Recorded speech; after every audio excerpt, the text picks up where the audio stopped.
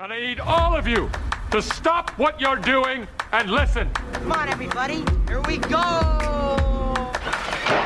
It's 106 miles to Chicago. We got a full tank of gas, half a pack of cigarettes. It's dark, and we're wearing sunglasses. Hit it. Hello, boys! I'm back!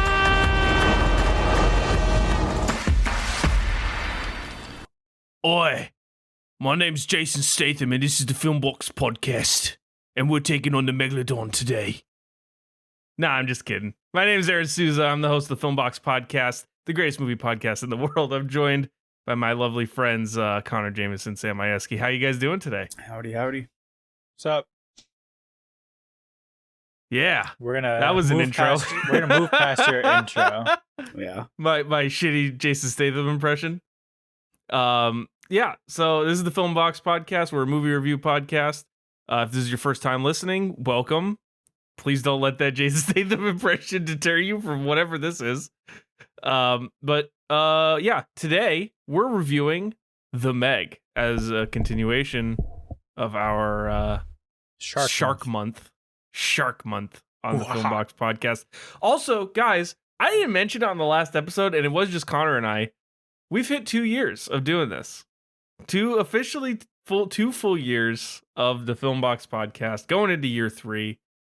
And what a way to kick it off. You know what's funny?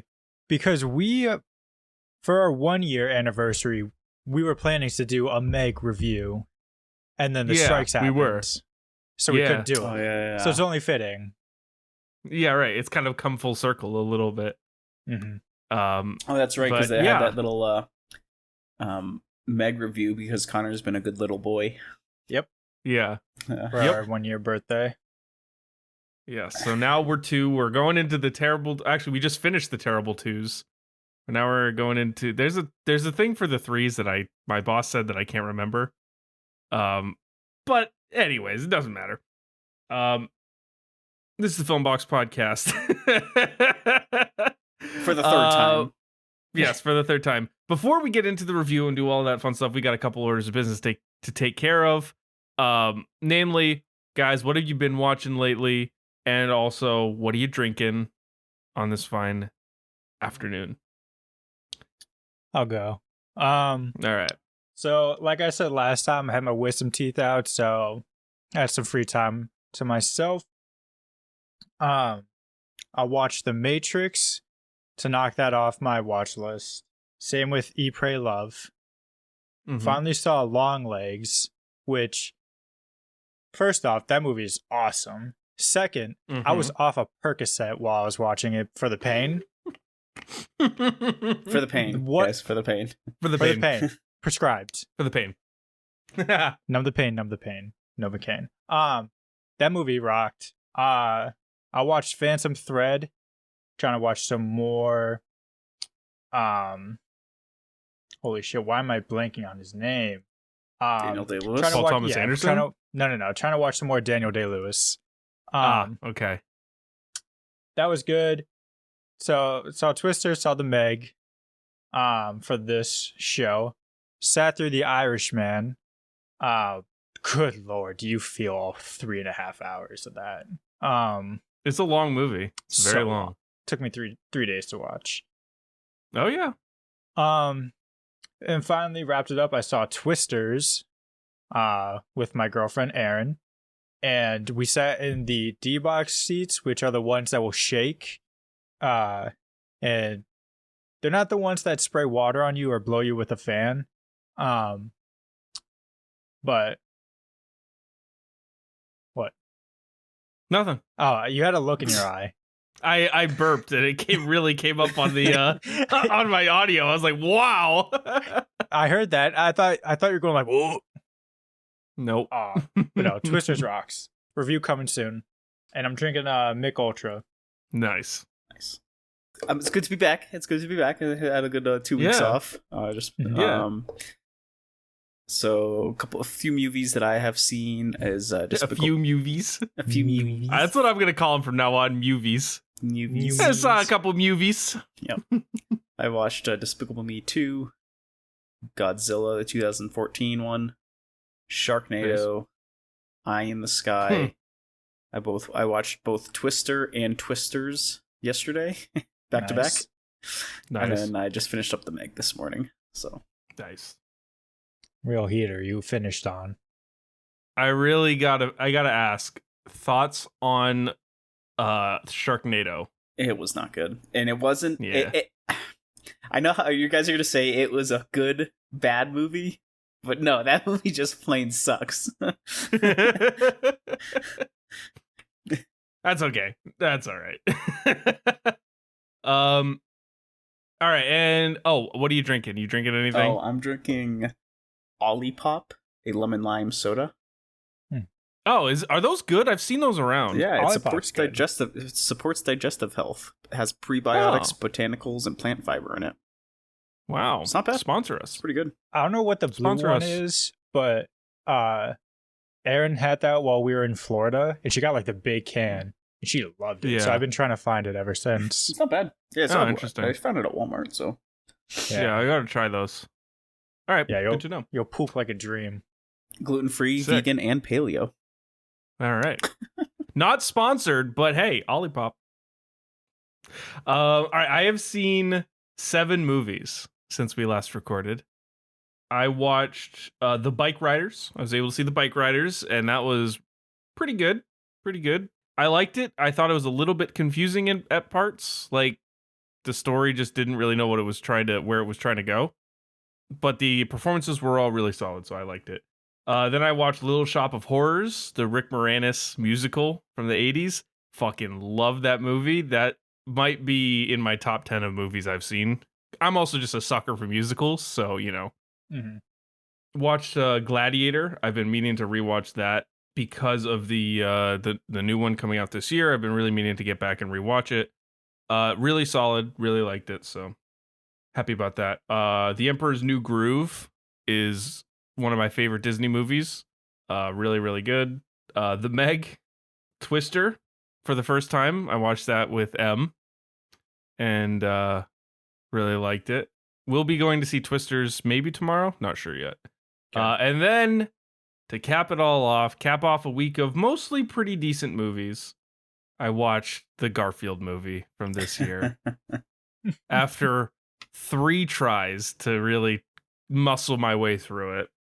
And I just gotta say, I'll have my review out at some point this week. I gotta say, can we stop putting Chris Pratt in lead voice roles? I just don't think he has range. No. I mean, even in the Garfield movie, like from the opening scene, it's like, oh, it's just Chris Pratt. It's just Chris Pratt doing his voice, and it's him, and it's his personality, and that's it. That's what we got. Did you like him in Mario? Nah.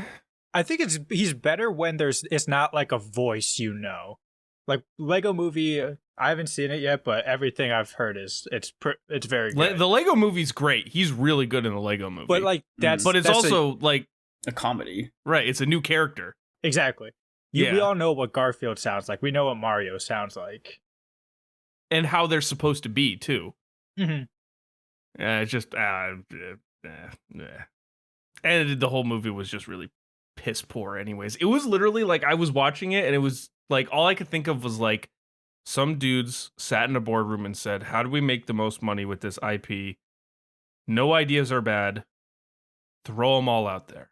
And someone said Garfield, and they said, make the most generic thing you can and put it out. And that's what we got. I mean, it's literally just like machine churned generic slop. Anyways, I have water, I have a Gatorade, and I also have a Cherry Coke Zero next to me in case I want to dip into that. I'm a hydrated boy on this podcast episode.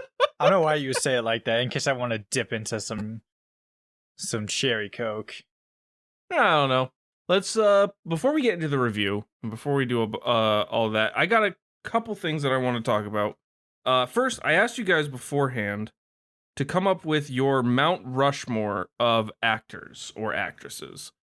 So this was something that came up on the podcast last week with Connor and I, where we were talking about the Mount Rushmore of Filmbox actors. So like actors and actresses that we really like have a connection to on this podcast. You know, for Sam, for your reference, Judge Reinhold, David Krumholtz, Leslie Mann, Paul Giamatti. You know, those were the 4 that we came up with. For what? Oh, really? For people that our podcast specifically has had, like, we've had discussions about connections to, you know, whatever.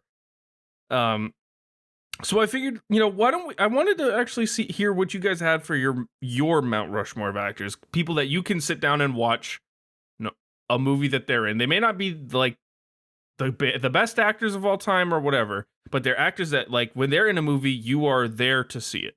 Mm-hmm. So who wants to kick us off with their little list? Or do we want to kind of go around the horn, like each pick? Yeah, let's do around the horn. Yeah, let's do one okay. per, yeah. All right, does anyone have, because I mean, obviously Mount Rushmore is 4. I've got 1 honorable mention. Oh my. See, I've got 1. Does anyone have I did not 1? get an honorable mention because you said it's a Mount Rushmore, so it's just 4. If we ever were to if one face was going to get blown up and replaced, who would it be, Aaron? So my honorable mention, the person that I think would just be off the Mount Rushmore, is an actress that is newer actress to the scene relative to everyone else, but one that, like, everything I've seen her in is really, really solid. Sadie Sink is one of my picks. I'll watch her in anything. She's phenomenal. So, but she's only had a few movies, obviously Stranger Things, so still really early on. Anyways, now that my honorable mention's out of the way, who wants to kick us off with their number 4 pick? I'll start. Because this came down to a couple people, but I didn't want to give anyone an honorable mention, because I'm sticking to my 4. It's someone I've stood on the table for at the Film Box Awards a couple years ago. It's my girl Mia Goth. Yeah, my horror darling. Maxine, very good. X Pearl, great. In Infinity Pool, what a bender. Could watch her scream in anything or kill people in anything. Crush balls in anything. Oh God. All right, Sam, what about you? All right, my number 4 is kind of a sleeper pick. But I also have an actress, is Anya Taylor-Joy. Ooh, she was one of the ones I was considering. Yeah. So I like that. In 2022, she had a fire year with The Menu, Amsterdam, The Northman. And then just this past year with Furiosa. I mean, I haven't seen, like, The Witch or what was the other horror movie that she was in? Fuck, so it's something Soho. Last Night in Soho. Oh, Last Night in Soho. Yeah, that's a good movie. Yeah, I've seen that one. I haven't seen Marrowbone. What about Queen's Gambit? Queen's Gambit, I saw. It's great. What about Peaky Blinders? Yeah. Of course, I've seen Peaky Blinders. Not all, not the old thing, but a few seasons. And then obviously Super Mario Brothers last year. So. Yep. Nice. All right, my number 4 pick. Sorry, number four. I'll also roll with an actress that I have on my list. It's Emma Stone.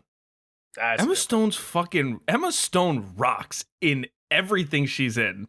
Like Scene Steal, La La Land, Crazy Stupid Love, the Poor Things from last year. I mean, Easy A. Just across the board, she's really great. Spider-Man, all that stuff. She's awesome.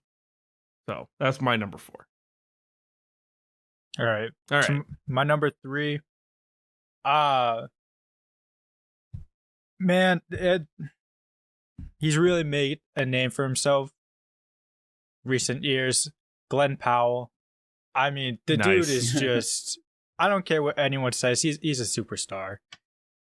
No one's trying to force him. He's got like 3 more projects. He's got like 3 more projects on the horizon too. I want to say, like, he was the star of Twisters. He was phenomenal in that when movie. he rolled up in his truck, I had goosebumps. It was. He fired me up. Hey, I wanted to run through the wall when he was, like, heading into the tornado. Oh my God! When he, Oh, we can't talk too much. Sorry, Aaron. Spy Kids 3D. Spoilers. Dark Knight Rises star who gets beat up by Bane. Yeah. Glenn Powell, just great. Hangman. All right, Sam, go ahead. Yeah. My number 3 is none other than Mr. Wolverine himself, Hugh Jackman. Oh, I like that pick. I like that pick. Not only for his roles in the Wolverine, but The Greatest Showman. I don't know if you've seen that movie. I've not. The sing-along movie thing. He's in Les Miserables, Real Steel, The Prestige. Just, I could sit down and watch him anytime. Yeah, he's good. My next pick, I am gonna go with another potential sleeper pick, but one that I just really like him in a lot of movies, and I think he's really great. Joseph Gordon-Levitt, I think is phenomenal. He's just got such an air of talent about him. I can watch him in anything. Obviously 500 Days of Summer we talked about on this list. He was in Beverly Hills Cop Axel F, and he was one of the best parts of that movie. It's just everything he's been in I've enjoyed. So I'm really hoping definitely deserves a spot. I'm really hoping they make a Robin. Christopher Nolan makes a Robin movie with him. Wouldn't that be great? I mean, they really set it up too. They set it up perfectly. They set it up knowing that they were never gonna touch it again. Exactly. I know. All right, Connor, what's your number 2? All right. I got to give a lot of love to my Irish boy, Paul Mescal. Not like you guys have been saying with like Sadie Sink. He hasn't been in a ton of things, but Normal People was my introduction to him. Such a good show. He really is phenomenal in it. After Sun, great. All of Us Strangers, great. Foe, we don't talk about. He's going to be Gladiator 2. He's going to be all of the Beatles. No, he's just going to be Paul McCartney. Just love seeing him on my screen. Oh, yeah. Sam, what's your number 2? Yeah, my number 2, I have Henry Cavill. Yeah, I knew that was coming. Knew that was coming. Not a surprise. No surprise. Your number one's not going to be a surprise either. No, it's not. I'm sure you're going to know what mine is. But yeah, I've talked about it before. But Henry Cavill's just in my opinion, the most underrated actor. He's Superman, even though he wasn't great. The movie Argylle wasn't great. I mean, obviously, I went to go see that movie because of him, partly. Yeah. And then he was The Witcher. The Witcher. When it was good. When it was good, not anymore. But we don't talk about that. So yeah. And I think he just does well in every single role. He can play, that monster slayer. He can play a superhero. He can play he can play Sherlock Holmes in Enola Holmes. Like, I just think he does really well in that. So, yeah, that's a good pick. My number 2 is we have a little bit of crossover here between the Film Box list and my list, but it's Paul Giamatti. I fucking love Paul Giamatti. Anything he's in is just killer. I mean, I remember watching him in what was it? The John Adams series on HBO. Yeah, we watched that was like my high first school or introduction. Yeah, that was my first introduction to him, and I was like, "Holy shit, this man's incredible!" And everything I've seen him in since has just been a knockout. Just out of the park home run. So he's 100% on my list. So we got to my number 1. I kind of wonder, Aaron, if we might have some crossover here. Probably not. But it's my favorite Spider-Man of all times. It's Andrew Garfield. Okay. He's just like one of those guys where like you can put him in any movie and your eyes are just drawn to him. Easily one of the best actors going right now. And we've seen his range as Spider-Man. He can sing, dance. I just love him a lot. Andrew Garfield. He's great. Can you guys guess what my number 1 is? Talked about him earlier. Yeah. I forgot his name earlier. Yeah. It's Daniel Day-Lewis. Knew that was coming. Come on. Two of his movies are in my top 5 of all time: There Will Be Blood and The Last of the Mohicans. So I know he's super. He's a great actor. I was gonna say I know he's super particular in what movies he actually played in and starred in. So, but yeah. But that, I think, makes it easier to really appreciate someone. Like when you look at someone's filmography and says, okay, this man has been in 7 movies, let's say, but he is fucking rocked in every single one of them. Like you can appreciate that more than a guy who's had like maybe 10 or 12 great film roles, but in between all of that, they've been in slop for the rest of their career. Like Dwayne Johnson or Chris Pratt or yeah. My number 1, and honestly, Connor, Andrew Garfield is a great pick, but it's not my number 1. My number 1 has always been and will forever be, and it will not ever change for as long as I live. It's Robin Williams. I honestly think he is the greatest actor I've ever seen. Whether it be comedy, whether it be drama, he's first off one of the funniest comedians and actors ever, but also one of the only comedic actors that I've seen really laid down consistently incredibly compelling dramatic performances, so much so that have moved me across my whole life. So he is without a doubt my favorite actor, the person that I will always hold in the highest esteem. And also today would have been his 73rd birthday, and I miss him dearly. So there's our lists, our Mount Rushmores. Build them right next to the one in North Dakota, please. All right, Connor, you want to bring us through some categories? See if we can do this. We did this last week. Now we've got 3 of us. So we're gonna be guessing which movie has the higher rating. I think last time we did box office. Mm-hmm. So we're starting off with a hydrogen bomb versus a sleeping baby. Harry Potter and the Prisoner of Azkaban or The Son of the Mask. It's the mask. Do we need to talk about that? No, we No. do A 7 No, we versus don't. a 2.5. 2.5. 2.5? I don't Yeah. think I've ever seen an IMDb score that low. Yeah. Prisoner of Azkaban or The Hangover. Ooh. That's a little bit tougher. I still feel like it's Harry Potter. still think it's Harry Potter, but Hangover, I want to say, is pretty high. Yeah. So should we our goal is to get 10, 10. right? 10. Okay. Let's go with Harry Potter. Yeah, let's go with Harry Potter. 7.7. Oh, I told it you was that. close. I knew it was pretty high. Fate of the Furious versus The Hangover. I don't know if this Sam? one was good or not. Resident Fast and Furious expert. Yeah, when I watched all 10 in like a week, yeah. Mhm. Yikes. I don't remember this one being received very well. All right, we'll go with The Okay. Hangover. Let's do Hangover. Hangover. 6.6. Yep, you were right. Yeah. Spider-Man No Way Home. I just want to say I'm so glad you were right, because if you had said like yeah, this was my favorite one. This one was the best. This was like by far the best. And then it had come up 6.6. There would have been some things to talk about. Yeah.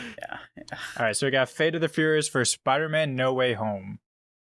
I feel like It's this is definitely Spider-Man. As much as Yeah. it's overrated, it's definitely Spider-Man. 8.1. Yeah. Meet the Parents for Spider-Man. The problem is, Meet the Parents might be a better movie, but comedies are never rated highly. 8.1 is so So high for IMDb too. That's very high. Yeah. Let's go Spider-Man.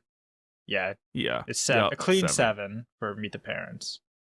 Uncut Gems Ooh. Uncle Jan. versus Uncle Meet the Parents. Jams. Meet the Parents. I think it's gonna be Uncut Gems, but not by a lot. I agree. Damn. Yeah. 7.4 Oh yeah, look at that. I was right. versus Uncut Gems.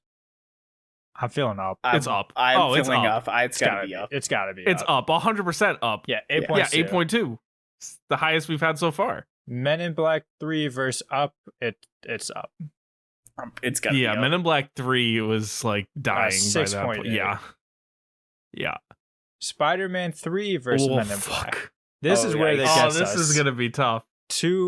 I think I want to say Men in Black. Yeah, I think Men in Black 3 might have it. Oh, it just barely. Okay. Oh, it was close. It was 6.8 real to close. 6.3. Snatch versus Spider-Man 3. I know nothing about Snatch. I think Snatch is good. I think. I think I know nothing about it, so I fear. Me and Erin, we just came back from her grandma's house in Plymouth, and we were only listening to Jake Shane's podcast, and one of his guests always says "I fear" instead of "I think," and I'm like starting to adopt that. Oh God! So I fear Snatch is higher. Snatch might be higher. Oh my, so much higher. Oh my 8.2, God! 6.3. Hey, Snatch! I wasn't familiar with your game, Snatch. I'm sorry. All right, Snatch or Happy Gilmore? It's Snatch. Come on. Yeah. At Clean 7. 8.2. Yeah. Inside Out versus Happy Gilmore. It's Inside Out. It's got to be Inside Yeah, that's Out. not even a competition. 8.1 for Inside Out. Godfather Part 2. Okay. All right. Okay. Okay. I think it's This one might hit a 9. I think it's The Godfather. I fear it's Godfather. I fear it's it's The Godfather. Part 2. Yeah, clean 9. Yeah, a clean 9. 3 billboards Ooh. outside Ebbing, Missouri versus The Godfather Part 2. I still it's got to be still Godfather. Good movie, not This The is Godfather. IMDb. Godfather is like number 3 on IMDb or something like that. 3 billboards versus Memento.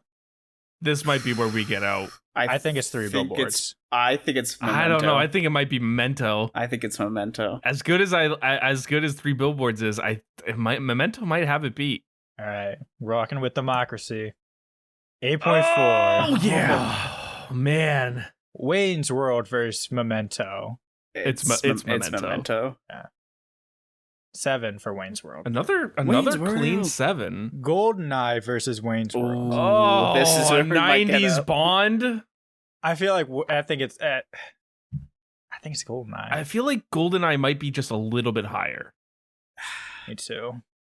GoldenEye was damn good. 7.2. Oh my God. Spider-Man 2 All right. versus GoldenEye. Spider-Man? I think. Aaron, what are you thinking? I think Spider-Man Spider-Man. 2's I think Spider-Man also. I don't know. Well, we got Go ahead. 2 votes. You got 2 to 1. 7.4. Oh my God, it was so close. Silence of the Lambs for Spider-Man 2. It's Silence of the Lambs. 8.6. 8.6. Yeah. The Wolf of Wall Street versus Oh. Silence of the Lambs. I still think it's going to be Silence of the I Lambs. still think it's Silence. Silence. Yeah. Yeah. 8.2. Ooh. That was really close, though. $1 Million Baby or Wolf of Wall Street? Wolf of Wall Street. Wolf. Yeah, I was gonna see Wolf. Oh, Oh my 8.2 God, to that was- 8.1. Wow. This is tough. $1 Million Baby versus South Park, Bigger, Longer, and I think- Uncut. I think it might be South Park. This is the one I think Really? was on. I think it's $1 Million. I do too, but I'm so sure that it's going to be South Park. But there's no shot, right? There's no shot. But it will be. That's the thing. It will be South Park. So now I'm tempted to I'm say telling South you. Park. I'm telling you, it's going to be South Park. All right. My vote's $1 Million. I'm riding with man, Sam's smarter. I'll go with Sam. 7.7. Yeah. Oh! Yes. We listen to Sam. Goodwill Yeah, it's Hunting good. versus South Park. Good Will Hunting. Goodwill Hunting. Easy. Yeah. Easy. The Hunger Games versus Goodwill Hunting. Good Will Hunting. Yeah. Good Will Hunting. Easy. It's gonna be close though. Easy. Yeah, maybe not. Not even close. 7.2. Amelie. Easy. Damn. 8.2. Yep. He's hard. Die Hard 2. It's Amelie. That's easy. Hell yeah. 7.1 for Die Hard He's 2. on fire. All right, here we go. Indiana Jones, it's that's gotta an be easy Indiana one. Jones. Raiders of the Lost Ark versus Die Hard 2. Indy. 8.4. Indiana Jones versus Batman Ooh. Returns. I'm sticking Not with even Indy. close. It's Indiana Jones. Not even close. Modern Times All right, versus Ooh. Batman Returns. I think it's it's Chaplin. Modern Times. Oh, it's Modern Times. It's gotta Of be course it's Modern Modern Times. Times. Yeah, Of course. 8.4. Of course it is. What am I, stupid? How to Train Your How to- Dragon versus Oh. Modern Times. This is a close. Oh Oh, no! I want to say How to Train Your Dragon, but it might be. I don't know if oh. it's higher than. This is for 8.4, 30 though. too. 8.4 is pretty damn high.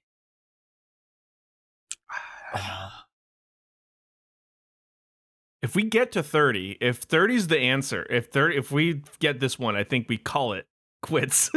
We At we 30. can't end on a heater. We gotta end them when we lose.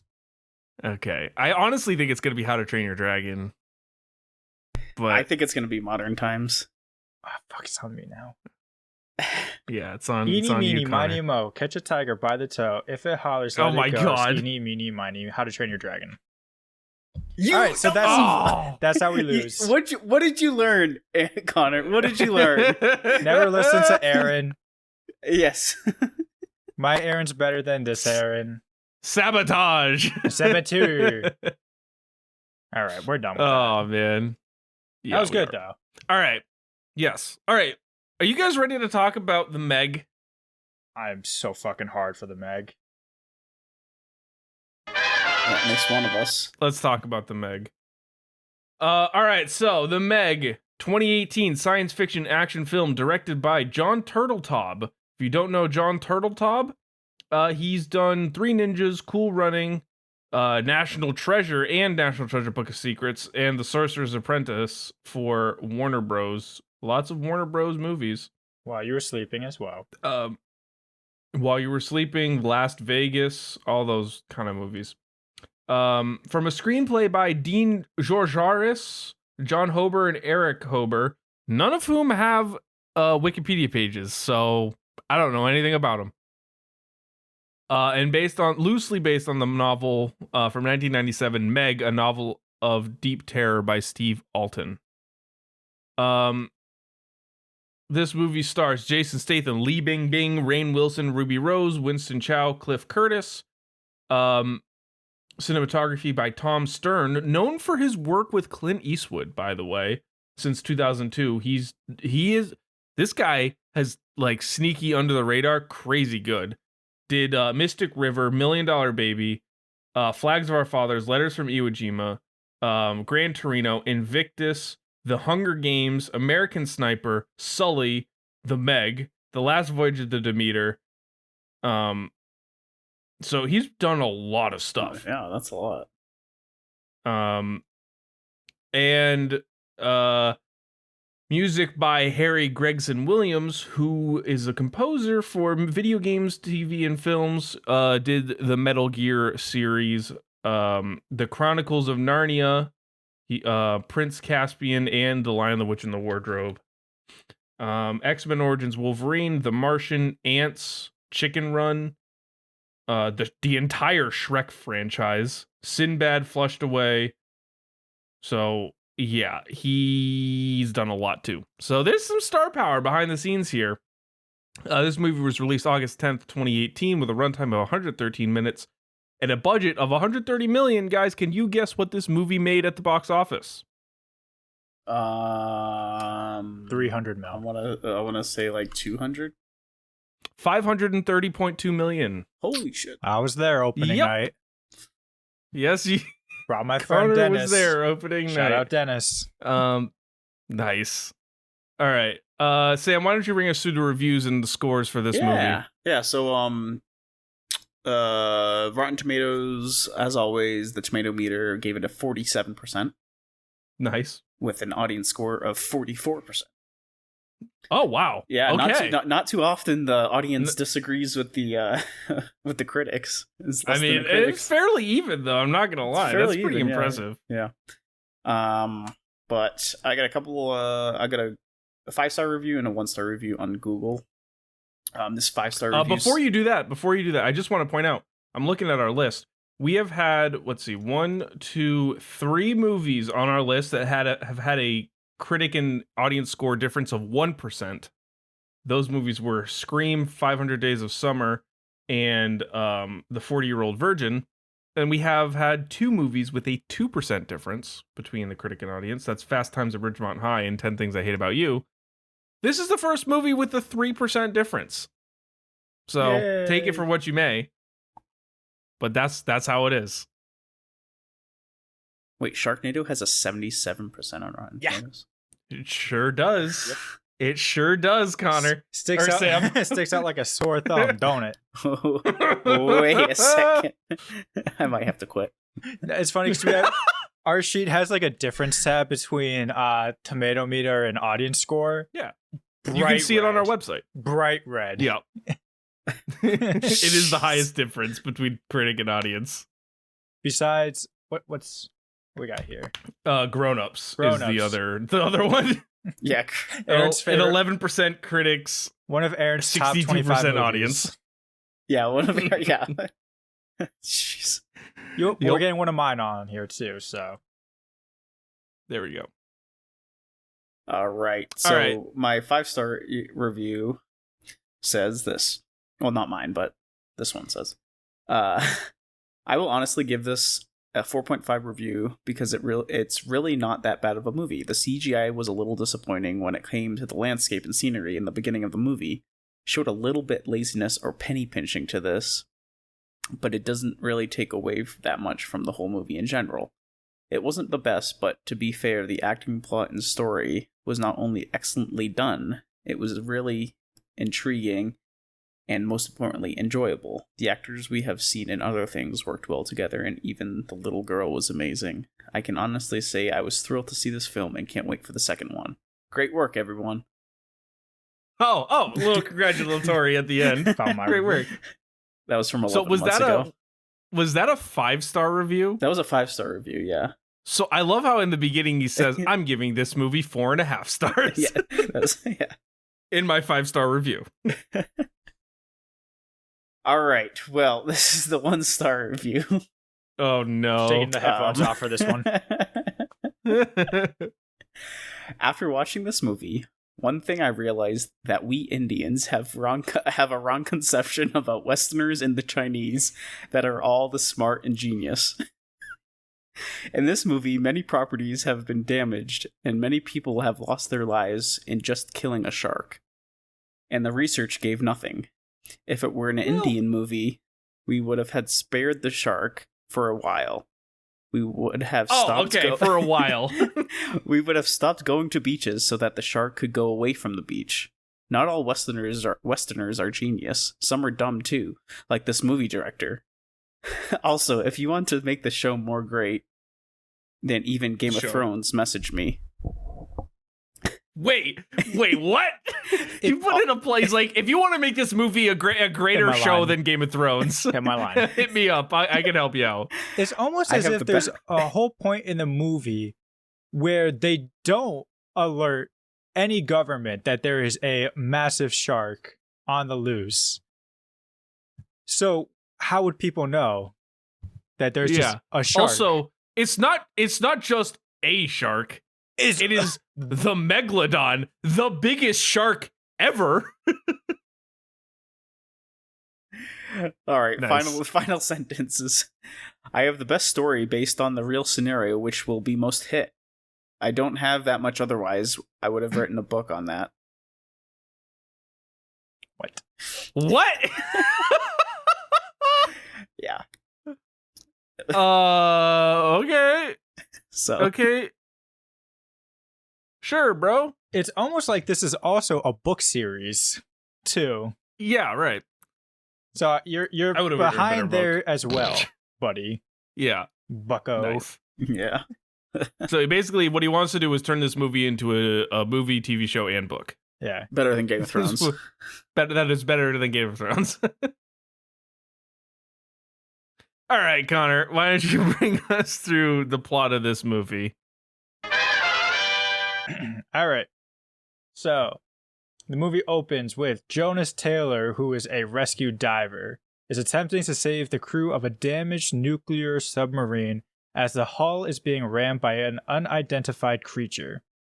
He is forced to flee and leave 2 of his crew members as well as anyone remaining trapped in the sub, as attempting rescue would result in the deaths of everyone they have already saved. Shortly after they disengage their transport, the submarine explodes. His story is dismissed by fellow survivor Dr. Heller, who denounces his actions, believing that he was psychotic. Thoughts on the opening scene? I loved it, honestly. It was awesome. like the perfect in media res Jason Statham intro. That wasn't bad. It really gets you into the vibe. Like you really you understand right from the intro what they're dealing with is not like your normal shark. This thing's gonna tear whatever you got to pieces, and I love it. Mm-hmm. I think if this movie wasn't called The Meg 2, you're like, what could it be? Is it like a kraken? Yeah, Is right. it like just some sea monster they came up with? Yep. But I like sharks. No, so I like it's a great. Meg. Yeah. And also Jason Statham is like classic Jason Statham. I mean, you know what you're going to get when you get one of his movies. Mm-hmm. And I'll touch on that a little bit later as well, but like this opener is just pure Statham greatness. I like too that when you see the submarine explode, you see the Meg too. I didn't notice that actually.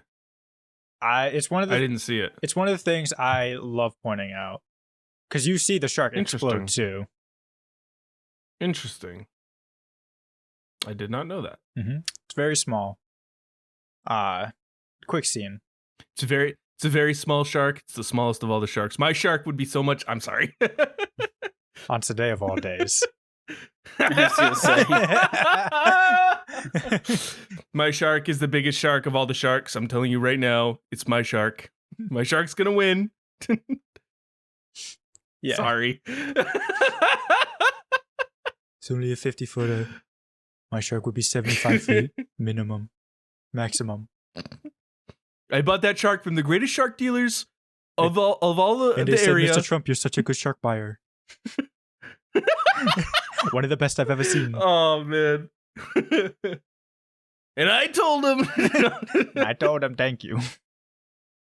All right, anyways. All right. Let's move on. All right, so 5 years later, billionaire Jack Morris meets Dr. Minwei Zhang at the underwater research facility called the Mana 1. Zhang and his oceanographer daughter Su Yin supervise a mission to explore a deeper section of the Mariana Trench, previously concealed by a thermocline of hydrogen sulfide. The submersible is piloted by Japanese scientist Toshi, American scientist known as The Wall, and Jonas's ex-wife Lori. They pierce through the thermocline but are attacked by a large creature, disabling their sub. Zhang and Jonas's old friend Mac venture to Thailand to recruit Jonas, who is now a drunk loner, not being able to find work post everyone calling him psychotic. Su Yin attempts the rescue, but is attacked by a giant squid, which is subsequently killed by a megalodon shark. Jonas goes down to save the crew and Su Yin, but Toshi sacrifices himself to the shark to help the others escape. First off, I went into this movie really totally blind. Mm-hmm. All I knew was that it was about sharks and Jason Statham was in it. When Rainn Wilson showed up on my screen, I was shocked, but honestly, one of the funniest roles I think he's had. He was awesome in this. Yeah, he was pretty good. My only thing with it is, as someone who did watch trailers obviously before, I was super hyped for this movie. Shocker. Mm-hmm. You can tell exactly where they're okay, we need a line for the trailer. Yeah. What are we gonna do? He's joking, right? He's joking. Yeah. Haven't you guys ever heard of Shark Week? Yes, Yeah, that let's one. go.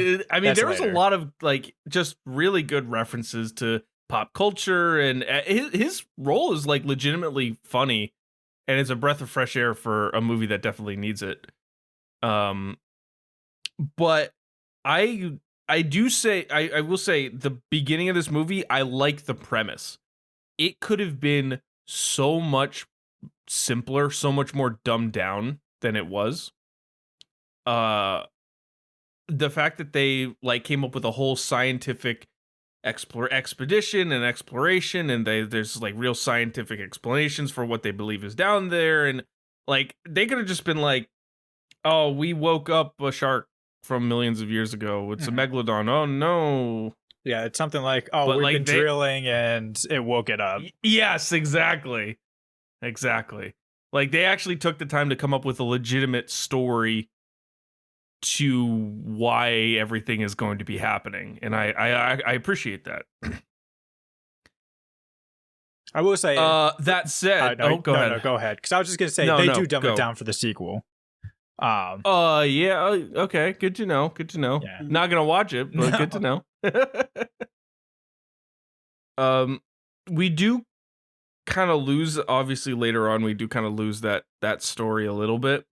But I like the intro. I like them going down there, and the idea also of like they make this expedition and it's a success. Like they were right. That's great.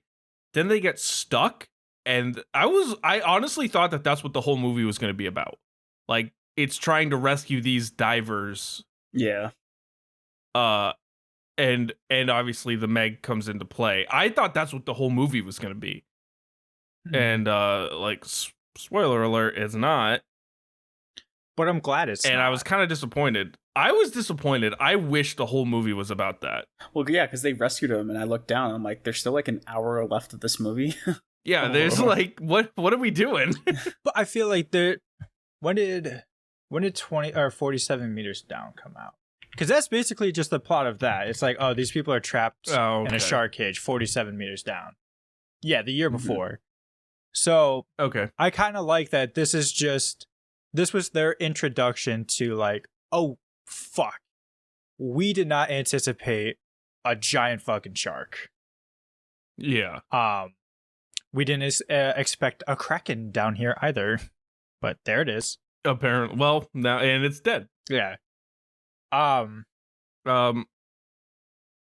They go to Thailand though, and I wrote down music is a bit racist ? Because as soon as they get to Thailand, it's like it's like, hey, we're in Thailand now, guys. I was like, Wait, whoa, was wait it a minute. Was that when they played the Hey Mickey cover, the Chinese cover? I have no idea. It Oh, might have been, but actually. Yeah, I think it might have been. Yeah. it was very much like I was like, guys, yes, I know we went to Thailand. You don't need to advertise it like that. So this movie was a cross production between the US and China. So it makes sense if Yeah. they're like, no, we want to get like some of our music in now. That does make sense. I appreciate that. The way it was placed, didn't like it. Because the rest of the movie really was like cinematic score. The rest of the movie was not that way. It was just the one scene where they went to Thailand where I was like, what are we doing? And then you get Jason Statham's return. I don't know. Have you guys seen the TikTok of like the guy that's like every Jason Yeah. Statham movie ever? It's like, I'm done he's- with the job. You got a job? What's the job? What's the job? That's literally how this movie was. Like, I don't dive anymore. I'm done with dive. There's a job. You say someone needs to go dive. I'm your man. My And ex-wife. he even like plays it up too in the thing. He's like, this is how this is gonna go. You're gonna tell me there's a job. I'm gonna tell you I'm not doing jobs no more. You're gonna try to appeal to Then my you're human gonna tell me nature. about- I'm gonna say no. I don't have any human nature, and then I'm gonna do the job. What's the job? I love that. It's like, it's so. It was like all I could think of when I saw that. I was like, oh my god, it's true. Every Jason Statham movie is like, I don't do jobs anymore. There's a job. What's the job? You got a job? I got a job. Was that I how work Beekeeper, alone. was that Who's how part of the Beekeeper crew? was, Connor? What was that? What is that? Was that how Beekeeper was this year? Beekeeper is more of like his first video of it. It was like, don't you know who I am? I'm the beekeeper. I would say Operation Fortune was like that, where he was like, I work alone. Who's part of the crew? Who's the crew? That guy nailed it. Yeah, he did too. He really nailed it. So shout out to that TikTok.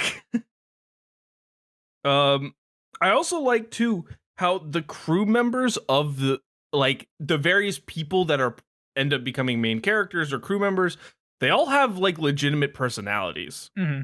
They're not just like faceless, it's like, oh, here's crew member number 5, and his one distinct feature is that he has a child. He looks at a computer. Right. Like every character has a little bit of personality to him that like it took some care to give that to the side characters. Mm-hmm. And I appreciated that a lot. And the fact that it took the time to actually develop those characters a little bit, give them little tidbits. I mean, when those 3 people were down in the sub that got stuck, like everyone had their own little dynamics, and there were jokes being made, and like there was like legitimate personality. It wasn't just like I click on computer, this is my job. Yeah, I like that too, because this is a really good cast all the way through.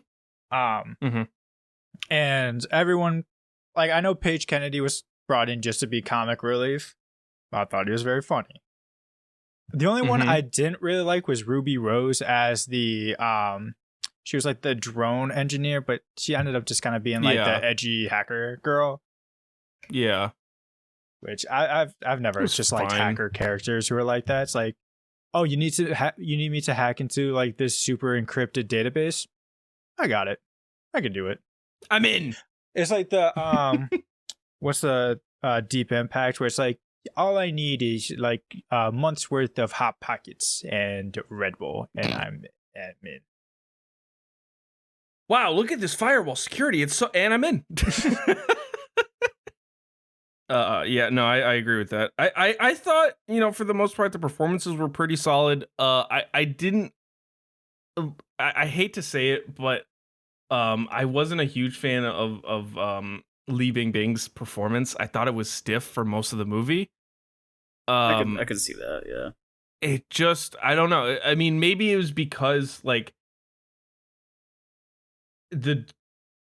obviously English is not her first language. And maybe it was because of that I felt like a lot of it, like she really had to practice the line delivery a lot.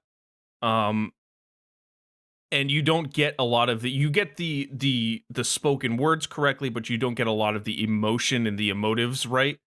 A comparison that comes to my mind is in the Acolyte series that just finished up, Lee Jung-jae, who played Master Soul, he had to learn English, the lines in English for this role. But his performance was excellent because he got the emotives right. He was able to give the performance in English with the proper emotion and enunciations, and it worked for me. I just don't think it was as successful here in this movie with Li Bingbing, unfortunately. I guess it's fair. I personally didn't mind her performance at all. Again, this isn't really like a very character driven movie. It's more like, yo, look at this 70-foot shark. Look at it. Yeah, that also very true. Very true. You have a very good point. The sets and locations too were pretty solid. Oh yeah. That one review that Sam read off, I disagree with. I thought they were good. The locations, the underwater base was dope as fuck. Not gonna lie, that shit was cool. It was cool. And then all of the locations too. I mean, on the water, all the landscapes, whatever, they were cool too. Even the stuff at the bottom of the ocean was unique and felt alive. So, I found out that the company that did the effects is Sony Pictures Imageworks. They did all the Spider-Man movies too. Oh, okay. Including the Spider-Verse movies. Okay. And I remember I watched like a video and they would say like, yeah, so everything we had like mock-ups, we could literally just like plop stuff in and it would like animate. So like the head of the team would just be like, yeah, let's get some more reefs over here. And they're like, just copy and paste and like done. And I thought it looked really good, especially the Meg. Yeah, that's really cool. Yeah, that's cool. That's really cool. Mm-hmm. All right. The giant squid was an interesting diversion too. That was my only other real note for this section. I was like, whoa, Mm-hmm. Oh, yeah, giant squid, and then it was dead. I thought it was the Meg at first. Yeah. It was going to be the squid, so. All right. Yeah. Moving on. The Mana One crew discovers that the giant shark is a Meg. They also realize that the Meg pursued them past the thermocline because when Toshi sacrificed himself, there was a big explosion, caused a massive heat wave that broke through the thermocline, which the shark was able to slip past. The crew resolved to kill it, knowing that humans are not meant to handle a shark that big.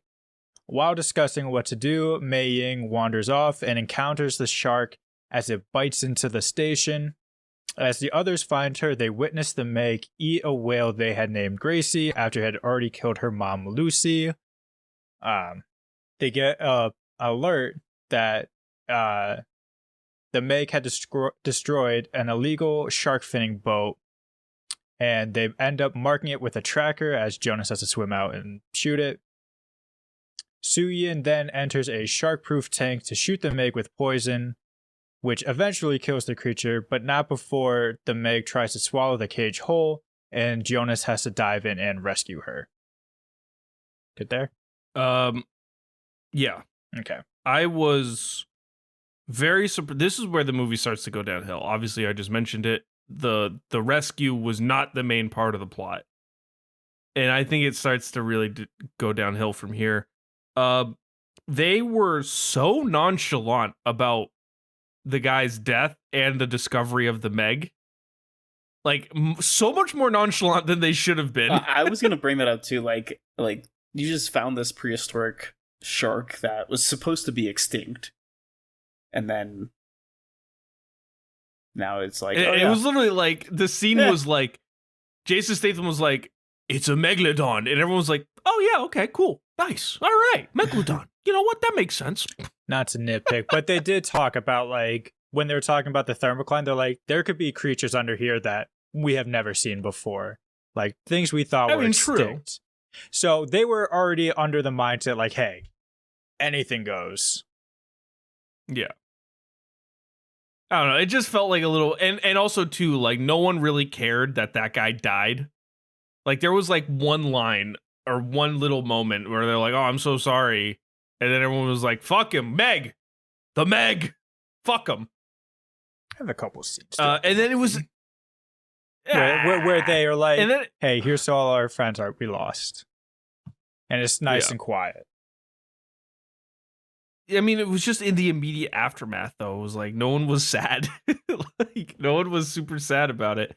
Also, did not react properly when the Meg was discovered at the facility. Like, obviously the little girl reacted and had the scream or whatever, but when Jason Statham and Li Bingbing's characters met and like consoled the girl and they whatever, and then they see the Meg there, they're just like, oh, look at that, it's Meg. I would. Yeah, they're it's like, probably oh fuck. I mean, but like outwardly, like Jason Statham literally just looks at it like, he has concern on his face. Listen, I've seen this movie enough to know everyone's facial reactions. Dude, there was no reaction. It was enough of a non-reaction for me to be like, wow, what a non-reaction. I'm pulling it up I would have been now. freaking the fuck out. I would have been freaking out like, holy Jesus, it's a megalodon. What are we going to do? And everyone was just like, they saw it and they're like, look at that. Oh, no. We were right. Oh, no. He's got to go look at it now. Let's see. Here's the scene. They find her. They see the bites. Get a little jump scare with the whale, trying to be like, hey, someone please help me the fuck. Please. Yeah. But then the Meg comes and they're like, whatever.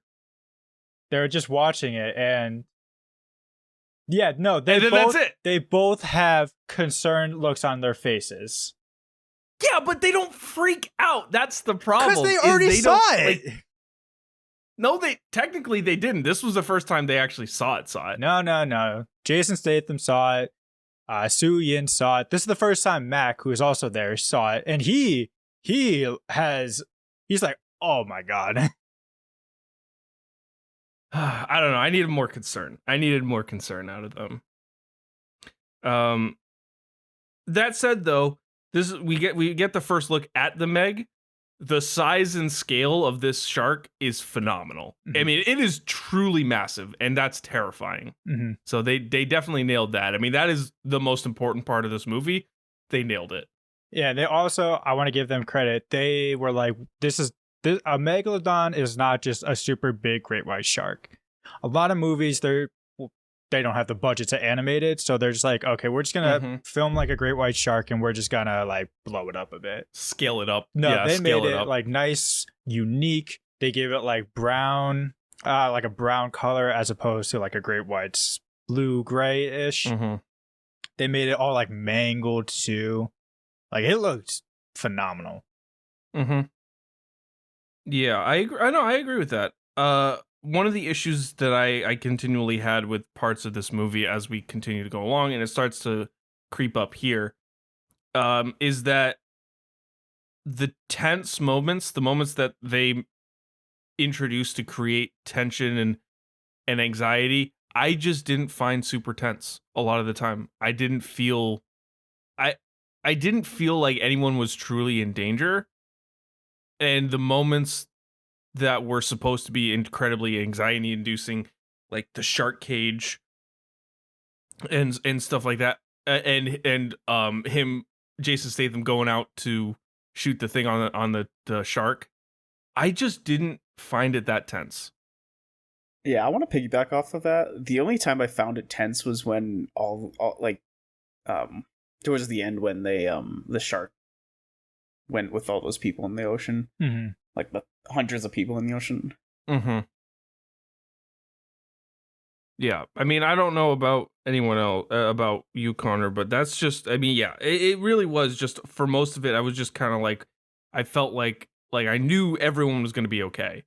And the people that did get eaten, I saw it coming from a mile away. Oh, yeah. When, what's his name, sacrificed himself? Toshi?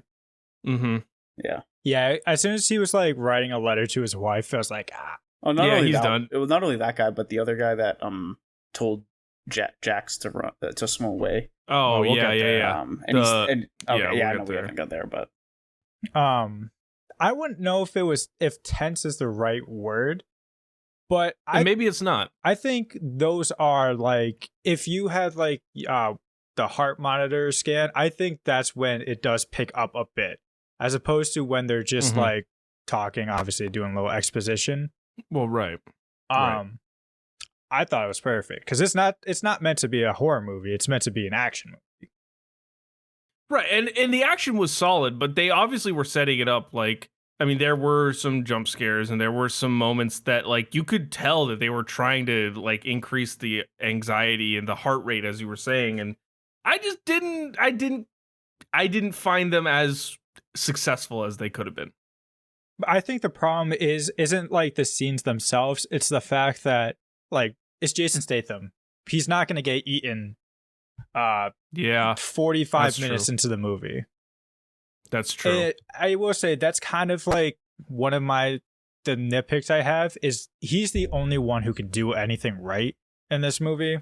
It's like, Soo Yin wants to like kill the shark. But she does get the shot off that gets the poison in the mouth. But then, no, her shark cage is getting dragged to the bottom of the ocean. So he has to go in and save him. Or save her. And as soon as Jason Statham jumps in the water and goes to rescue her, she's fine. She's gonna be okay because Jason Statham's not gonna die. Mm-hmm. So maybe that's part of it. Yeah, you might be right there. Yeah, I did like the fact that they had to set a trap because they were like, this is not going to work. So they set a trap for the shark to like hook it essentially. Yeah. I do have a question though, and it kind of blends this section a little bit with the next section, and I don't know if you want to wait till the next section, but like, Go for it. were there legitimately 2 Megs, or was like, did they just mistake it for a really big regular shark? No. There are 2 Megs. Okay. I needed to, because I was a bit confused about that, because they caught the Meg and they're like, yeah, Meg, and then the bigger Meg came and they were like, wait, no, not Meg. That's the Meg. That's the Meg. Yeah. Okay, so there were actually 2 sharks. Mm-hmm. Okay. Now, again, not to jump to the sequel, but it's shown that there are plenty of Megs down there. So it would make sense that if like they created like a little highway, as they say, for a Meg to get in, chances are more than one's getting out. Gotcha. Okay, that makes sense. All right. So in their moment of triumph, they realize that the bite marks on the shark they caught don't match the ones left at the station. A second later, a larger Meg, which is the one they saw in the trench, emerges and kills the whale. It capsizes the boat, which critically wounds Dr. Zhang, and Dr. Heller sacrifices himself to save a fellow crew member. That was Ruby Rose's character. I forgot her name. On their way back, Dr. Zhang dies from his wounds. At the station, Morris claims that he has informed all the neighboring governments about the Meg, and he has sent destroyers to torpedo the shark. However, he had secretly enlisted a mercenary team to kill the Meg with depth charges because, as he said it, every casualty is a liability. Gotta have your bad billionaire character. Yeah. They accidentally kill a whale instead, and in their moment of realization, Morris is knocked off the boat and eaten by the Meg. Stop there, or go to the end. No, we can stop there. I know I was just talking about the fact that there was a bigger Meg, and I was a bit confused as to which Meg it was. That said, when it was obvious that there was another one coming. Again, yeah. I mean, that scene was super obvious. But again, it's like they captured it halfway through the movie. Yeah. Or they killed it halfway through the movie. You knew it was coming. But I did like that scene too, where they were like, they like tricked the guy to like, oh, you get his head out, we're gonna get the picture. I thought that it was gonna bite it. Oh, I did. So when too, they did the movement thing, that was kind of funny. And then he fell in the water. As soon as he fell in the water too, I was like, oh yeah, this guy's fucking cooked. He's dead. Yeah. Goodbye. It's like, hey, even if this is the only Meg, there's still sharks in that water. We saw them. Yeah, you don't want to be in there. Yeah, you don't want to be in there. And then obviously everyone starts falling in the water once the Meg comes in and just absolutely destroys that ship. The CGI was a little wonky on it because this giant shark landed on the ship and the ship was mostly fine except it just capsized. Like if something that size jumps on a ship like that, it's smashed. It's getting like smashed right through the middle. It kind of just like flopped off of it and then turned around to the capsize, which I thought was kind of funny. Yeah. But then everyone was falling off and it was funny. Yeah. Dr. Zhang took a boat to the midsection. Yeah. I was like, oof, that hurt. Yup. And then we get that scene that you were talking about, Sam, with Dr. Heller sacrificing himself. I saw that coming. It was a good little redemption for him. He was the one character that I really hadn't cared too much about, to be honest, through the whole movie. So I was glad that they kind of gave him a redemption at the end. Well, even before, because he was the one who said that Jonas had psychosis and he was like acting irrationally. And after like they come back up saving like most of the crew that was trapped in the trench, he apologizes. And I was like, you know what? Good. I feel like a lot of times they make this guy like too mean, where it's like, oh, we're rooting for him to die. But at that point, it's like, oh no, he kind of redeemed himself. And then he really redeemed himself. Right. And then obviously you get the scene with Rainn Wilson's character. He's like, you know, I gotta save my ass, which obviously, like, no shit. Yeah, you kind of, I kind of get it. Like, his whole evil billionaire shtick, I kind of was like half bought into because he really wasn't all that evil. I mean, his whole deal of like, yeah, the liabilities. It's like that would if I had that much money and people were dying over this, that would be my first thought too. Was like, man, this is gonna someone's gonna get sued and it's gonna be me. It's gonna be me. I'm gonna be the one that gets sued. Well, I like that it was kind of, he wasn't outwardly like, no, like this is my investment and I'm trying to recoup as much money as possible. I'm not trying to lose money. Like when people started dying, he was like, we're done. Like, this is not safe for anyone. Everyone get off. Yeah. Like he had moments where he cared, but then it was all just a facade. Yeah, I mean, he was obviously trying to cover his own skin, but at least it wasn't like super mega evil. Yeah, he wasn't like, he didn't push would've- someone off the boat to be like, ah, shit, like, I'm going to save myself. Yeah.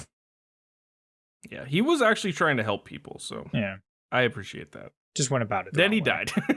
That death is so funny to me. It's so funny. It was like a double fake out. Mhm. They were like,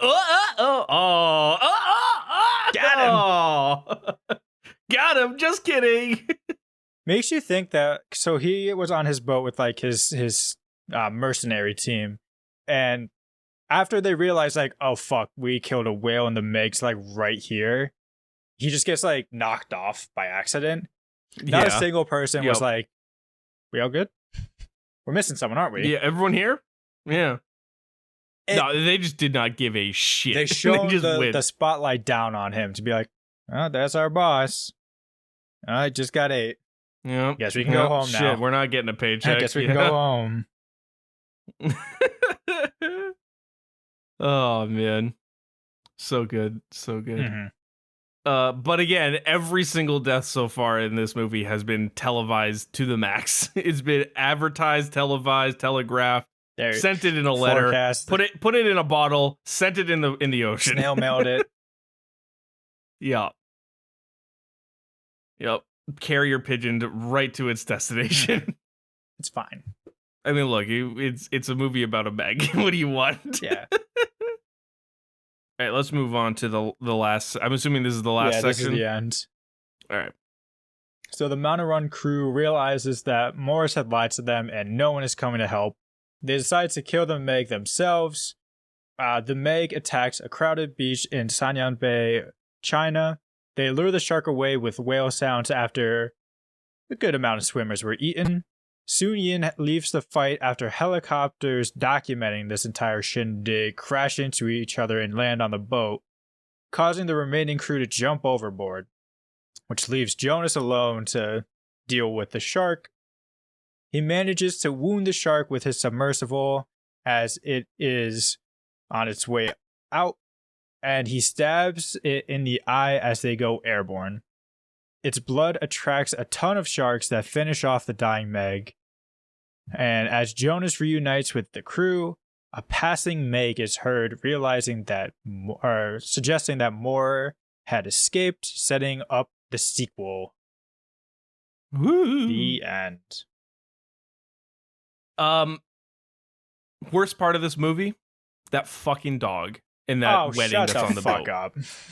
Pippin Was a star. Pippin. No, all right. I guess the dog was fine. That fucking chick was like, Pippin, Pippin, Pippin, Pippin. I was like, shut up. Yeah. You would think She was annoying. The dog was great. you would think that more people would, like, because it's a wedding party, they all jump in. You would think that someone would be like, no, get over here, you little Yeah, right. rascal. Like, let's not let this dog. Yeah, right. Like, literally, I was thinking, I was like, she was like, oh, Pippin, my dog. And everyone was just like, yeah, that's a dog. Look at that. It's swimming. There it He's goes. fine. Yeah, it'll maybe come back. Maybe come back. Oh my god. What do you guys think of the actual, like, the ending encounter, like the big action sequence? Obviously, this was like the big moment for this movie. What do you guys think of it? I liked it a I lot. thought it was okay. All right. Two different opinions here. I mean, I think it was as realistic as they could make it, Mhm. but also a little bit anticlimactic. I'm like, all right, well, he just stabbed him in the eye Mhm. and he's dead. And that was it. He did kind of gut the thing too. Well, Yeah, he did also do that. And then I think it would have been cool, like, if he like went in, like, got swallowed by the shark and like another shark, like a Sharknado, like a Sharknado. Just Sharknado it. All of a sudden, just Jason Statham takes a chainsaw into the water. It's like, and what's that? He rescued one of the completely unharmed. Tara Reid, what are you doing in the Meg? I do like how they ended it with like all the other sharks like quote unquote getting revenge on the Meg, kind of, and like eating him and stuff like that. Loved it. Mm-hmm. I thought that was kind of cool, but yeah. I had a little bit of issue with the CGI in the end. CGI was definitely when it goes there towards the end. It was and there were some, like, when it was underneath all the people, and I was kind of like, okay, obviously the budget's running out a little bit on some of these scenes because it didn't look great. Most of the movie though looked really solid, and I gotta say, for most of it, I was pretty impressed. The ending action sequence had, for me, too many unnecessary elements. I didn't need the helicopters. Yeah. Even it was just, that was the element that was like, okay, that's too much here. Because it's not like when I saw it in theaters, even I was like, well, what the fuck are they doing here? Because it doesn't set up anything. It's like the shark is coming. Oh, I have another cat down here. I didn't know that. You do. It's not like the shark's coming towards them. They're just chilling in the water. Mm-hmm. Yeah, I could have done without it. Yeah, it just made it a little bit too complicated. Too many moving parts. I mean, they couldn't decide, are we going to do the beach stuff? Are we with all these people? That was cool. That was a cool concept. But then they were like, okay, no, we're going to do this. But here comes helicopters, and then the helicopters crash, and boat crash, and everyone's trying to escape, but also the Meg. And it was like, okay, too much people. Too much. I think they needed a reason to get Jason Statham alone. And like Su Yin had to leave to do something. And they can't do the broken sub thing because they already did that with her. Yeah. No, you're right. I think that's totally right. Overall, though, I mean, I thought it ended, I mean, solidly. The action was still good. Yeah. You know, I like the underwater visuals. I thought it was, it looked good. Like I said, most of the CGI, the underwater visuals for most of the movie looked solid. There were a couple moments at the end that didn't look great, but most of the movie actually was pretty impressive. I was surprised. Obviously, when you have a movie that has a budget of $130 million, you have a bit of that luxury, but I thought it was pretty decent. Yeah. Anyone else have anything for the end of the movie, or are we ready to move on to our scores? Again, just to bring up the sequel, everything that you were saying, kind of they did, just to a worse degree. Like, they just focus on another beach scene of the sharks just killing everyone. Oh, jeez. Which is honestly what I kind of wanted from this one, until they were like, we're gonna focus on this chubby little kid. And I was like, don't kill the kid. Kill the guy in the balloon, or in the bubble. Kill that fucker. I don't care. Yeah, not the chubby little kid. I love how like the mom's like never let the kid go into the water because it's too dangerous. Yeah, it's gonna snot snafe, and then the one time she lets him go in the water. I like that. But she gives up so easily. He's like, I want to go in the water, and she's like, no, and he's like, I want to go water. She's like, fucking fine. I don't give a shit. Fine. None of us are parents. I'm sure if our kid was throwing a tantrum like that, I'd be like, just go. Just go. Just get out of here. But I like, because that was a reference to Jaws, about how one of the kids, that's like the inciting incident in Jaws, is a kid getting killed. So they're like, we won't do that here. Also, just as an aside, worst beach ever. No, there's no space for anything. Screw that. I am not hanging out at that beach. Mm-hmm. Me and Aaron were just at Ham and Acid today, and it was honestly a bit like that, except no one was in the water. Everyone was just on the sand. It was. That's brutal. Yeah, they had places like closed down because there's too many people. Oh, God. Gross. All right, let's go to our final scores. Obviously, we got a few scores to run down. First, we got to talk about the acting. I'll go first. Acting was solid. I mean, it's Jason Statham. You're going to get what you're going to get. I thought Rainn Wilson was a standout performer. A couple of the other side characters were really good. Some of the performances were just okay, like I talked about. But overall, it was successful. So I gave it a 3. Oh, go Sam. What? Go Sam. What? I'm not. Go Sam. Okay. Go Connor. Connor, go. Go Sam. Go Aaron. Go Aaron. Okay, I'll go. I agree with you. The acting was solid. Nothing too standoutish. Nothing that was like terrible that I couldn't bear every time I see him on the screen. So I give it right in the middle, 2.5. All right. I was gonna give it a 3, but I ended up giving it 3.5 just because, again, watching some like interviews, they had to do so much training just to prepare for like water scenes. So I want to give them credit because it is exhausting to have to film like 2 takes even, let alone probably how many it took for each scene of them just like having to tread water or swim. So yeah, that's a very good point. I gave it 3.5. Everyone knew their role and they delivered. Next, we got story concept. Connor, what's your thoughts on that? I like the story a lot. It wasn't the highest grade I gave, but it was second. I gave it a 4. I like that the story just kept moving. Even when there was exposition, it was like, this exposition is getting us somewhere. It's not just information for the sake of information. It's like, okay, here's what we have to do this. Here's why we're going to the trench. Here's why we need to kill the shark. I can agree with you. I gave the story concept a 3 out of 5. I know I've touched on it before, but the best part of this movie for me was that first part of like they're trying to rescue these people from the sub in the ocean. And if the whole movie had been that, I would think it would have been so much better. It wasn't, and it kind of tailed off for me a little bit towards the end. Connor is struggling with his cat over here, but yeah, my score is a 3 out of 5. Yeah, and I was right in the middle of both of you, so I give it a 3.5. I think this is the strongest concept of the movie, honestly. And I like the idea of where they went, but the execution just wasn't there. So, all right. Next, we got the visuals. Sam, what do you think about that? I thought the sceneries and the underwater thing and everything like that were great. CGI definitely could have used some work. So I gave it a 2.5 out of 5.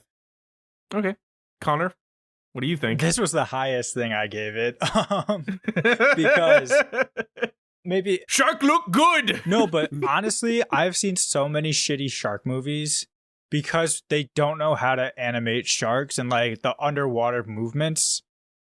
And seeing this movie was such like a relief. It's like, this looks so good compared to the schlock I've seen. Like the Meg looked awesome. Both of them, however many Megs there were, 3 all looked great. Underwater scenes look great. They did a really good job of like contrasting the shallows versus the deep. I gave it a 4.5. Okay, I mean, yeah, I gave it a 3, and it's another solid 3. Like, there were some parts, some CGI that was, I thought, unsuccessful for a movie of this scale and budget, especially towards the end. But also, I agree, Connor, a lot of the underwaters look really good. For the most part, the design of the Meg was great. Like, I think they got the scale correct, and the scope of it. The landscapes looked, pretty decent. The lab, for the most part, looked really good. It was above average for me, so I gave it a 3. Next, we got the writing, and I can touch on this first. Writing for me, again, it was really solid. It was above average. I thought there were some solid lines, solid dialogue, but also I thought that there were some jokes that were shoehorned in. A lot of Rainn Wilson's dialogue towards the end of the movie started to get a little bit old for me. Yeah, it was but yeah, a lot of the jokes were kind of, shoehorned in, but it was still solid. So I gave that a 3. Yeah, I gave it a 2.5. Just under. Again, it wasn't anything special, but wasn't anything that too bad. I do enjoy some of the whatchamacallit, callbacks to like different movies and stuff like that. Yeah. And Yeah. how the Rainn Wilson was, oh, what about have you ever heard of Shark Week kind of thing like that. Yeah. I did enjoy that for quite some time. But again, like you said, it did kind of get a little bit old towards the end. So Yeah. So All right, Connor, what about you? The writing probably was one of the weaker things for me, just because a lot of it felt, I don't know the best word, like it tried to just be a bit too cute, I would say. Maybe a bit too marketable. Mm-hmm. Like, yeah, that's a good way to describe because it. the lines meant for trailers really stick out like a sore thumb. Yes. Compared to like how everyone else talks. Aside from that, like I really don't care too much about the dialogue in this movie. Like, I get it. And I follow the story very well, but it's just like, well, I turned the brain off for a bit. I'm like, just let me see the shark again. Let me see it eat the whales. Nice. So what's your score? So I'm giving this a perfect 5 out of 5. Well, hold on. You didn't give me your writing score. I first just off. did. No, you didn't. Oh, 3. You said it was the lowest. 3. Sorry. You said it was the lowest. Your did lowest say it. score. Sorry, 3. I was waiting for it. There we go. All right. Now, Connor, what is your? Now, our final score is our enjoyment score. This is the most important score of our review because it is our overall feelings about the movie. Yeah. So, Connor, what is your score for The Meg? 5 out of 5.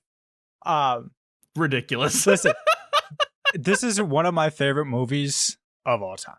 It is campy. They literally, only because they nailed the shark for me. I didn't care. I don't need to care about anything. I've seen too many bad shark movies, and this is the one. This, like Deep Blue Sea, to a lesser extent, the 47 meters down, are actually like decent, and they're decent quality movies, but I enjoyed the hell out of them. Yo, 5 out of 5. All right, Sam. Nice. Right. Sam. Well, if you have heard my scores, I'm clearly not as into this movie as Connor is. I'm gonna give this movie a 2.7. 2.7. It's just over, like mid, essentially. I think I would probably watch this movie again at sometime in the future. Would it be something I watch a couple times a year? Probably not. But I think I could get around to watch it again. So Fair. That's a fair score. And when you average up all my scores and you average it out, all of my scores, and I think I did this subconsciously on purpose, every single score I gave this is a 3. Because it really, and I think that sums it up perfectly. It is a slightly above average film that is entertaining, but that's the extent of it for me. So it's a 3 for me. And I know, Connor, you're going to love the fact that I made it an even number. I do. But that's going to make this movie, our average score is a 3.57, which is going to drop it into the top 10 Hell yeah. of movies that we've reviewed. At this number 9 slot, just above Fast Times at Ridgemont High and just below Grown Ups. well, that 5 kind of skews it up there. So. It does a little bit skew it. But yeah, so it drops it at number 9. And that's going to do it for this review and this episode of the podcast. If you like what you listen to, leave a rating, subscribe, follow us on your favorite podcast platform. You can follow us on Twitter at the Filmbox Pod. You can follow me on TikTok and on Twitter at Aaron Souza, or I believe it's ASouza16, but those will be linked in the show notes as well. I post fairly frequently on TikTok. and I try to post intermediately on Twitter as well. So if you want to see my thoughts on things, you can follow me there. You can also go to our website, pressplaymag.com. You can see reviews of movies that are coming out, stuff that we've been watching and writing about. So recently we just had reviews go out for A Family Affair. I just put that out. And Connor had his Long Legs review come out, and we'll have reviews on Twisters, and Sam's got a bunch in the tank that he's working on. So, check them out if you want to know our written thoughts on movies that are releasing and anything else that we decide to write about. Check it out there. Also, follow us on Letterboxd. You can get our thoughts there. See what we've been watching when we watch them. You don't have to wait each week for these episodes to come out. We watch a lot of movies. I mean, Connor sees about 6 million movies a week, so on a light week, on a light week, so you can see everything that he's up to as he watches it. And without further ado, Connor, you got to run us through what movies are you going to be watching this week? Gentlemen, pick a number 1 through 5. I'm going to go with 4 this week. I'm going to guess 2. All right. So, Aaron, I told you last week was the Netflix section. This time, I'm going to do the Hulu section. So we're doing Sick. Portrait of a Lady on Fire and Little Women. Oh, those are 2 great picks. What were the other Hulu movies again? Oh Brother, Where Art Thou, Juno, and The Royal Great movie. Tenenbaums. Great movie. I think we picked the best 2 out of those. Oh, yeah. Go women. So, go women. And that's going to do it for this episode of the Filmbox Podcast. We will see you next time. Make sure you listen.